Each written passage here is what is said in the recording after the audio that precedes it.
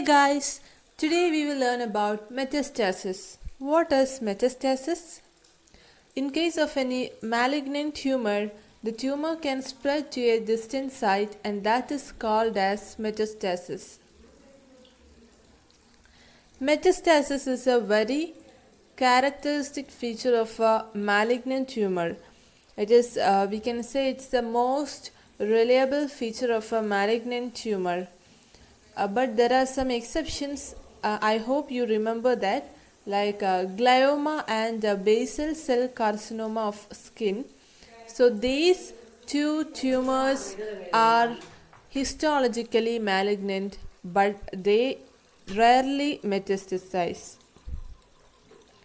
Now, this metastasis can affect the prognosis of a disease. In case of a metastasis, you can have a poor prognosis of a disease. It can even lead to a death of the patient. Now we will discuss about the factors which favor metastasis. They are a poorly differentiated tumor, a tumor which is rapidly growing, and a large primary tumor. So these factors favor metastasis. Now let us see what are the pathways by which metastasis can happen. The first one is lymphatic spread. That means spreading through the lymphatic pathway. So usually this is a common pathway for the spread of carcinomas. I hope you have seen the video of nomenclature of tumors. So carcinoma means it is a malignant tumor of epithelial origin. So these carcinomas usually spread through lymphatics. Now here we have come across a term called sentinel lymph node. So usually when there is a primary tumor and when it is spreading through the lymphatics, the first lymph node which it reach in the local or we say the regional lymphatic drainage, that first lymph node is called as sentinel lymph node. And this is clinically very important. The biopsy of the sentinel lymph node is very important because when you suspect a tumor and if you take a biopsy from the sentinel lymph node and if you could not see any malignant cells here, that means the tumor has not spread further. So it can have a good prognosis and it can be surgically excised or removed. At the same time, if it has reached the sentinel lymph node, there is a possibility that it has spread to other areas also. So it could have a poor prognosis in that case. So the sentinel lymph node biopsy is very important to know the presence or absence of a metastatic lesion. Now let's see what is skip metastasis and retrograde metastasis. So I would like to explain these through an example. Skip metastasis, when you have any tumor of a GIT, so this can cause enlargement of the left supraclavicular lymph node, that is a Virchow's lymph node. So here this lymph node is actually very distantly located from the area of a primary tumor. So in this case the local lymph nodes are bypassed and the lymph node which is distantly located. So metastasis is developing in a lymph node which is distant from the site of a primary tumor. So here the local lymph nodes, they are skipped or they are bypassed, and that's the term skip metastasis. Now, retrograde metastasis, when you have any tumor, for example, a carcinoma of prostate, it can metastasize to supraclavicular lymph node. So, I hope you know the term like anterograde, retrograde. Here, retrograde metastasis, the tumor is spreading against the flow of lymphatics, and it is causing metastasis to unusual sites. So that is about the lymphatic spread. Now we will discuss another way of spreading a malignant tumor, that is hematogenous spread.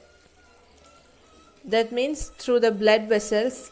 So are all vessels invaded, or is there some specific vessels which are invaded? So usually cancer cells can invade capillaries and venules, whereas arterioles or arteries, they are usually resistant for these hematogenous spread.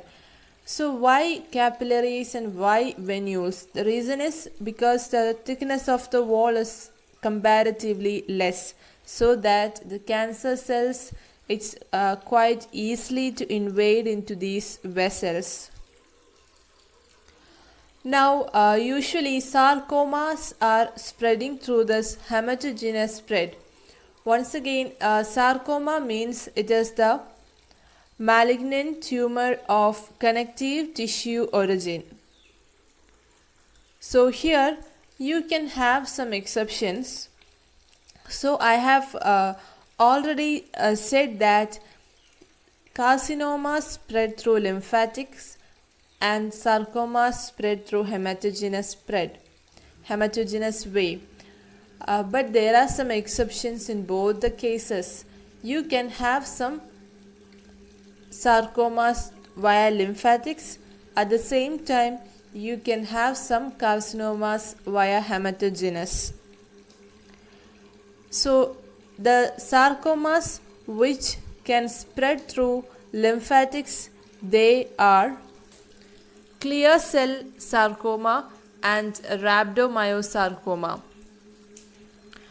Now the carcinomas which can spread through hematogenous, they are choriocarcinoma, renal cell carcinoma and hepatocellular carcinoma.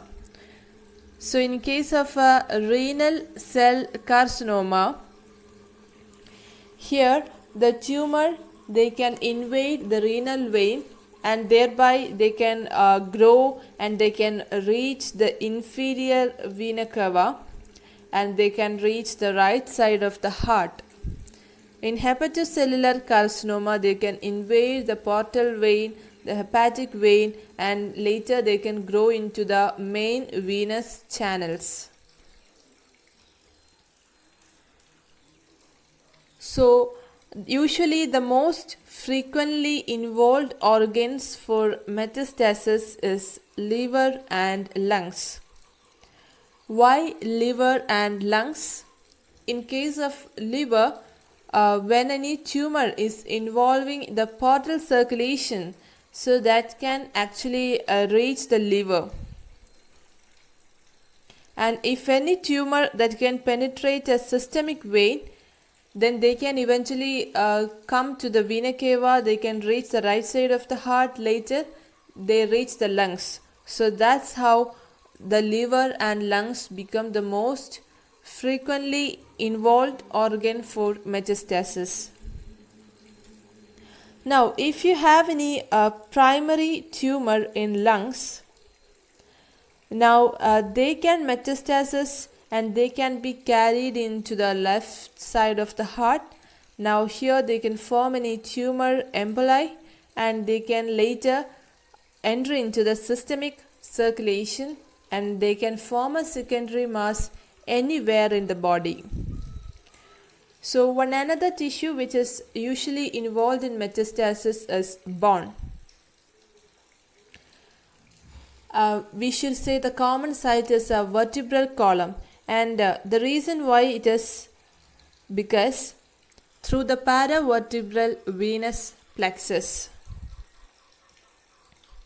When any tumor, it can spread through this paravertebral venous plexus.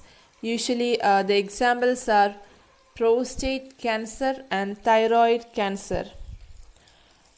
Now the radiographic appearance in a bone metastasis, it can be of two types. One is osteolytic lesion and osteoblastic lesion. So osteolytic lesion is characterized by radiolucencies. For example, in case of a lung cancer.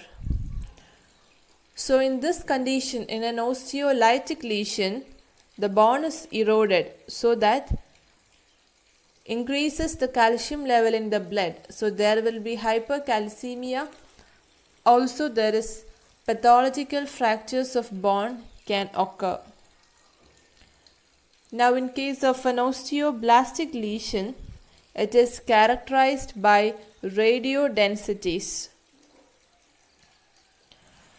The examples like prostate cancer, breast cancer and thyroid cancer. So here there is an increased bone formation. So there is an increased serum alkaline phosphatase. Now another common site of metastasis is brain. Other than bone, it's brain. And an organ which is relatively resistant to this metastasis is skeletal muscle and spleen. So skeletal muscle and spleen are the organs which are relatively resistant for metastasis.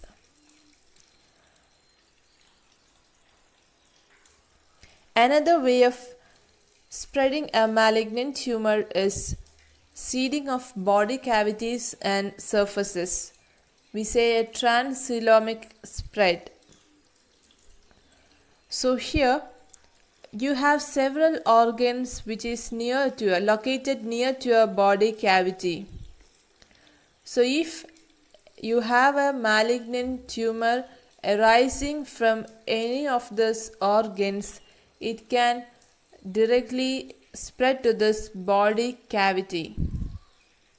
The malignant cells from this organ can be exfoliated or they shed and they reach the body cavity.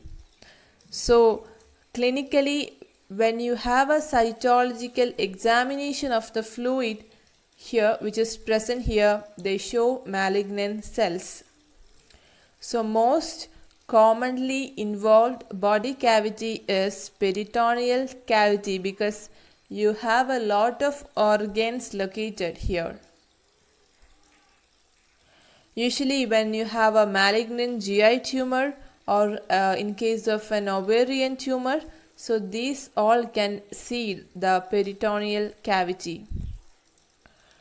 So here in the peritoneal cavity, in those conditions, you can have accumulation of the fluid and that collection is called ascites. Now another common body cavity is pleural cavity. So when you have a lung tumor, that can involve the pleural cavity and that can be clinically presented as pleural effusion. So some other body cavities that can get involved as pericardial cavity, joint space and subarachnoid space. Subarachnoid space, that is via the CSF. So one example is glioblastoma that can spread through the CSF which is present in the subarachnoid space to the spinal cord. So tumor can also spread through along the epithelial lined space. When you have a space which is lined by an epithelium, so through this also the tumor can spread. For example, when you have an endometrial cancer, that can spread to the ovary through the fallopian tube. Even the opposite can also happen, like when you have an ovarian cancer, that can reach the endometrium through this fallopian tube. Similarly, when you have a carcinoma of a kidney, that can also spread through a lower urinary tract via the ureters. And one more term which I would like to say here is drop metastasis. One example is medulloblastoma. So here it can invade the ventricles and it can spread through the CSF. It can spread to the lower part of the spinal cord. So medulloblastoma is an example for drop metastasis. I hope you loved the session. Thank you.